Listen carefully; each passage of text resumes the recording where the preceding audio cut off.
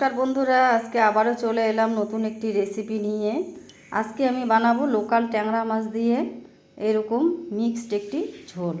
নিয়েছি এখানে ট্যাংরা মাছ, একটি পাবদা মাছ নিয়েছি, আর নিয়েছি আলু, বিনস, টমেটো, পেঁয়াজকলির সিজন তো প্রায় শেষের দিকে, তাই এভাবে বানালাম। নিয়েছি পেঁয়াজ, কাঁচা লঙ্কা। মাছগুলোতে এখন লবণ হলুদ মেখে নেব। লবণ দিয়ে দিলাম পরিমাণ মতো, হলুদ দিয়ে দিলাম, এখন মেখে নেব।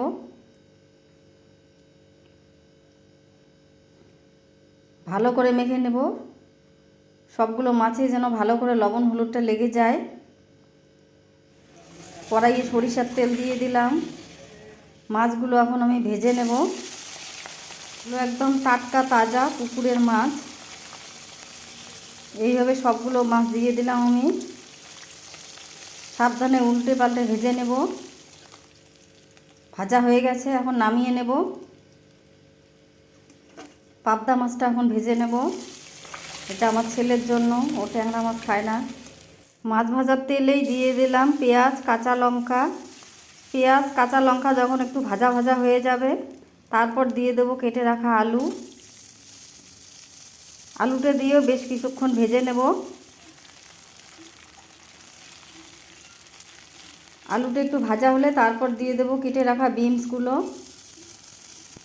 বিনসটা দিয়ে কিছুক্ষণ ভেজে নেওয়ার পর তারপরে দিয়ে দেবো পেঁয়াজ কলি। টাটকা তাজা মাছ দিয়ে খুব সুন্দর লাগে বন্ধুরা এই রেসিপিটা। আপনারা অবশ্যই একবার ট্রাই করবেন, খেয়ে দেখবেন, খুব ভালো লাগে। আমার চ্যানেলে যারা নতুন বন্ধু তাদের কাছে অনুরোধ রইল চ্যানেলটি সাবস্ক্রাইব করার। লবণ পরিমাণ মতো, হলুদ 1 চামচ, জিরে গুঁড়ো 1/2 চামচ, আদা বাটা 1/2 চামচ দিয়ে ভালো করে নেড়ে নেব।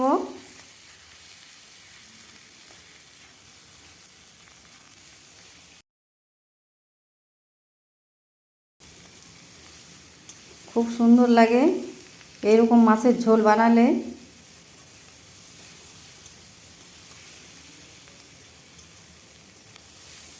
ভাজতে ভাজতে এরকম জলটা শুকিয়ে এসেছে, মশলা ভাজা হয়ে গেছে।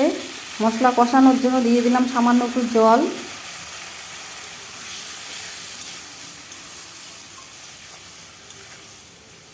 নাড়তে নাড়তে জলটা যখন শুকিয়ে যাবে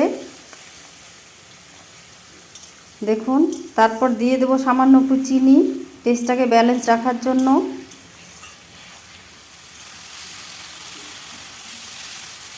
সবজিটা প্রায় আমার ভাজা হয়ে গেছে,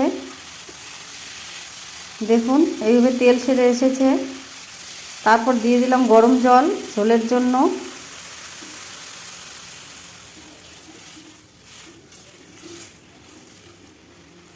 ঝোলটা দিয়ে কিছুক্ষণ জাল করে নেব।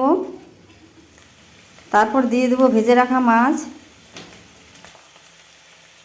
মাছটা দিয়েও কিছুক্ষণ জাল করে নেব। দেখুন বন্ধুরা কত সুন্দর কালার এসেছে, খুব সুন্দর এটি খেতে, পাতলা ঝোল। তো বন্ধুরা কেমন লাগলো আমার আজকের রেসিপিটি অবশ্যই কমেন্ট করে জানাবেন। তারপর দিয়ে দিলাম ভেজে রাখা টমেটোটা ভাজার সময় আপনাদেরকে দেখানো হয়নি। তো বন্ধুরা কেমন লাগলো আমার আজকের রেসিপিটি অবশ্যই কমেন্ট করে জানাবেন। ভালো লাগলে লাইক, শেয়ার, সাবস্ক্রাইব করতে ভুলবেন না।